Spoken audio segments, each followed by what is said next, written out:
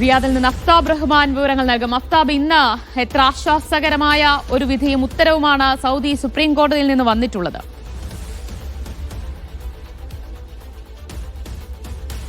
ദിവ്യ, ഈ റഹീമിന്റെ കേസുമായി ബന്ധപ്പെട്ട ഏറ്റവും ഒടുവിലത്തെ വിധി എന്ന് വേണമെങ്കിൽ നമുക്ക് ഈ വിധിയെ വിശേഷിപ്പിക്കാം. ഇത് സൗദി സുപ്രീം കോടതിയുടെ വിധിയാണ്. ഇതിൽ പറയുന്നത് പ്രകാരമാണെങ്കിൽ അടുത്ത വർഷം, അതായത് 2026 ജൂണോട് കൂടി റഹീമിന് ജയിൽ മോചനം സാധ്യമാകും. അതിനു മുന്നേ തന്നെ നിയമപരമായ വഴികളിലൂടെ അത് എളുപ്പത്തിലാക്കാനുള്ള ശ്രമങ്ങൾ റിയാദ് നിയമസഹായ സമിതി നടത്തുമെന്ന് അവർ അറിയിക്കുകയും ചെയ്തിട്ടുണ്ട്. ഇന്നിപ്പോൾ ഈ കേസുമായി ബന്ധപ്പെട്ട് നടന്നത്, നേരത്തെ ഒരു കീഴ്ക്കോടതി ഉത്തരവുണ്ടായിരുന്നു. ആ ഉത്തരവിൽ പറഞ്ഞിരുന്നത് റഹീം ഈ സൗദി ബാലന്റെ കൊലപാതകവുമായി ബന്ധപ്പെട്ട ഗൂഢാലോചനയിൽ പങ്കെടുത്തു ഗൂഢാലോചനയുടെ ഭാഗമായി എന്നുള്ള വകുപ്പിലാണ് അദ്ദേഹത്തിന് 20 വർഷം തടവ് ശിക്ഷ വിധിച്ചിരുന്നത്. ആ തടവ് ശിക്ഷയ്ക്ക് എതിരെ, അതായത് ആ തടവ് ശിക്ഷ പോരാ, വധശിക്ഷ തന്നെ നടപ്പാക്കണമെന്നതായിരുന്നു പ്രോസിക്യൂഷന്റെ ആവശ്യം. ഈ ആവശ്യവുമായാണ് പ്രോസിക്യൂഷൻ നേരത്തെ കീഴ്ക്കോടതി വിധിക്കെതിരെ അപ്പീൽ കോടതിയിലേക്കും പിന്നീട് സുപ്രീം കോടതിയിലേക്കും എത്തുന്നത്. എന്നാൽ ഈ രണ്ട് കോടതികളും ഇപ്പോൾ ഈ കീഴ്ക്കോടതിയുടെ വിധി ശരിവെക്കുകയാണ് ചെയ്തിരിക്കുന്നത്. അതിനർത്ഥം റഹീമിന് നിലവിൽ തന്നെ ഏതാണ്ട് വിചാരണ കാലയളവായി ഏതാണ്ട് 18 വർഷത്തിലേറെ സൗദിയിലെ ജയിലിൽ കഴിഞ്ഞിട്ടുണ്ട്. അതുകൊണ്ട് ഏതാണ്ട് 1 വർഷത്തിനകം അദ്ദേഹത്തിന് മോചനം സാധ്യമാകും. അതാണ് ഈ കേസിലെ ഏറ്റവും പ്രധാനപ്പെട്ട വിവരം. എന്ന് വെച്ചാൽ അടുത്ത ജൂണോട് കൂടി ഒരുപക്ഷെ അതിനു മുന്നേ തന്നെ നടപടികൾ പൂർത്തിയായാൽ അദ്ദേഹത്തിന് പുറത്തിറങ്ങാനാകും. ഈ കേസുമായി ബന്ധപ്പെട്ട് ഒട്ടേറെ ആശങ്കകൾ നിലനിന്നിരുന്നു. കാരണം ഈ അനന്തമായി നീളുന്ന നടപടിക്രമങ്ങൾ, ഒപ്പം തന്നെ അതിനുള്ള കാത്തിരിപ്പ്, നിയമസഹായ സമിതിയുടെ ഇടപെടൽ, അദ്ദേഹത്തിന്റെ കുടുംബത്തിന്റെ ആശങ്കകൾ, അതുമായി ബന്ധപ്പെട്ട് നേരത്തെ നടത്തിയ പണപ്പിരിവും ഒപ്പം തന്നെ അതിവിടേക്ക് എത്തിച്ച രീതികളും, ഇതിലെല്ലാം തന്നെ സ്വാഭാവികമായിട്ടും എല്ലാ ആളുകൾക്കും ഇത്രയും ദിയാധനം നൽകിയിട്ട് പോലും മോചനം സാധ്യമാകില്ലേ എന്നുള്ളൊരു ആശങ്കയുണ്ടായിരുന്നു. അതിൽ ഏറ്റവും പ്രധാനപ്പെട്ട കാര്യം, സൗദിയിൽ ഏതൊരു ശിക്ഷയ്ക്കും പ്രത്യേകിച്ച് ക്രിമിനൽ കേസുകളിലും 2 നിയമമുണ്ട്. അത് സ്വകാര്യ വ്യക്തിയുമായി ബന്ധപ്പെട്ടത്, മറ്റൊന്ന് പൊതു നിയമവുമാണ്. എന്ന് വെച്ചാൽ സൗദി കുടുംബം നേരത്തെ തന്നെ റഹീമിന് മാപ്പ് നൽകിയിരുന്നു. അതിന്റെ അടിസ്ഥാനത്തിലാണ് വധശിക്ഷ റദ്ദായത്. പക്ഷെ എങ്കിൽ പോലും സൗദി ഗവൺമെന്റിന് വേണമെങ്കിൽ ഒരു പൊതു നിയമം, പൊതു സുരക്ഷയുടെ ഭാഗമായി ഇവർ മാപ്പ് നൽകിയാൽ പോലും ശിക്ഷാ നടപടിയുമായി മുന്നോട്ട് പോകുവാനുള്ള ഒരു സാധ്യത അവിടെ നിലനിന്നിരുന്നു. അതിലാണ് ഇപ്പോൾ ഇന്ന് തീർപ്പായിരിക്കുന്നത്. എന്ന് വെച്ചാൽ ഈ കേസുമായി ബന്ധപ്പെട്ട് ഇനിയൊരു നടപടിക്രമങ്ങൾ ബാക്കിയുള്ളത് ശിക്ഷാ കാലാവധി പൂർത്തിയാക്കി റഹീമിന് അടുത്ത വർഷം പുറത്തിറങ്ങാൻ സാധിക്കും എന്നുള്ളതാണ്.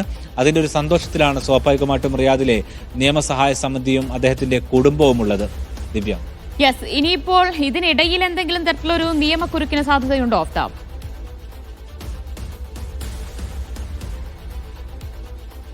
ദിവ്യ, ഇതിൽ സാധാരണ രീതിയിൽ സൗദിയിലെ സുപ്രീം കോടതി വരെയാണ് അപ്പീൽ പോകാറുള്ളത്.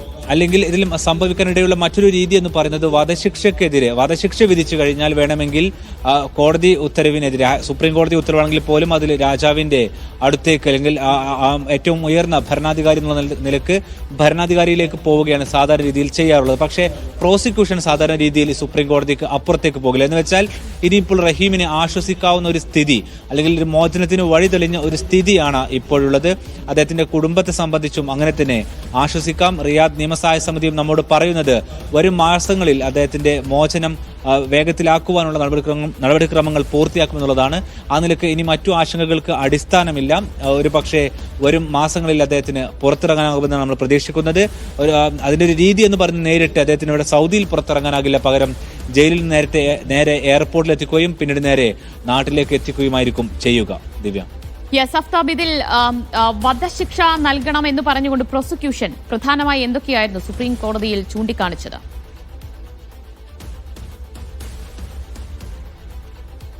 ദിവ്യ, ഈ കേസിന്റെ തുടക്കം മുതൽ തന്നെ ഒട്ടേറെ പ്രശ്നങ്ങളും പ്രയാസങ്ങളും നിറഞ്ഞതായിരുന്നു. നമുക്കറിയുന്നത് പോലെ തന്നെ ഈ സൗദി ബാലന്റെ കൊലപാതകത്തിന് ശേഷം ഒരു ഡ്രാമ നടന്നതായിട്ടാണ് കേസ് ഡയറിയിൽ പറഞ്ഞിരുന്നത്. എന്ന് വെച്ചാൽ അബദ്ധവശാൽ കൊല്ലപ്പെട്ടെങ്കിൽ പോലും അത് മറ്റൊരു സംഘം എത്തി നടത്തിയതാണെന്നുള്ള തരത്തിൽ അത് ചിത്രീകരിക്കാൻ ശ്രമിക്കുകയും അത് പോലീസിന് മുമ്പിൽ അത് പിന്നീട് അന്വേഷണത്തിൽ പൊളിയുകയും ചെയ്തു. ഇതോടുകൂടിയാണ് ഈ കേസിന്റെ ഗതി തന്നെ മാറുന്നത്. അതായിരുന്നു അദ്ദേഹത്തിന്റെ കുടുംബത്തിനും ഇദ്ദേഹത്തോട് ഏറ്റവും വലിയ പ്രയാസം, പ്രശ്നവും തന്നെ നിലനിൽക്കുവാനുണ്ടായിരുന്ന കാരണം. ഇപ്പോൾ ആ ഒരു ഗൂഢാലോചന, അതായത് കൊലപാതകത്തിന് ശേഷമുള്ള ഗൂഢാലോചന വകുപ്പിലായിരുന്നു റഹീമിന് നേരത്തെ കോടതി ശിക്ഷ വിധിച്ചിരുന്നത്. പക്ഷെ നേരത്തെ പറഞ്ഞതുപോലെ തന്നെ ദിയാദനം നൽകുകയും അദ്ദേഹത്തിന്റെ കുടുംബം മാപ്പ് നൽകാൻ തയ്യാറാവുകയും ചെയ്ത സാഹചര്യത്തിൽ വധശിക്ഷക്കുള്ള സാധ്യത ആദ്യഘട്ടം എന്നുള്ള നിലക്ക് അവിടെ ഒഴിവായിരുന്നു. പിന്നീട് നമ്മൾ പ്രതീക്ഷിച്ചിരുന്ന ഒരു കാര്യം, ഒരു പക്ഷേ ഇനി ഭരണകൂടം മറിച്ചൊരു വിധി ഉണ്ടാകുമെന്നുള്ളതായിരുന്നു. പ്രത്യേകിച്ച് എല്ലാവരും പ്രാർത്ഥിച്ചിരുന്നത് അത്തരമൊരു വിധിയിലേക്ക് പോകരുത് എന്നുള്ളതായിരുന്നു. അങ്ങനെ തന്നെയാണ് ഇപ്പോൾ സംഭവിച്ചിരിക്കുന്നത്. എന്ന് വെച്ചാൽ റഹീമിന് ഇനിയൊരു ജയിൽ ശിക്ഷാ കാലാവധി പൂർത്തിയാക്കി കഴിഞ്ഞാൽ ഒരു പക്ഷേ വരും മാസങ്ങളിൽ അദ്ദേഹത്തിന് പുറത്തിറങ്ങാനാകും. ദിവ്യ, എന്തായാലും വളരെ ആശ്വാസകരമായ ഒരു വാർത്തയാണ് സൗദിയിൽ നിന്ന് വരുന്നത്. അബ്ദുറഹീമിന് അടുത്ത വർഷം ജയിൽ മോചിതനാകാൻ കഴിയും. അബ്ദുറഹീമിന് വധശിക്ഷ നൽകണമെന്ന പ്രോസിക്യൂഷന്റെ ആവശ്യം സൗദി സുപ്രീം കോടതി തള്ളിയിരിക്കുകയാണ്.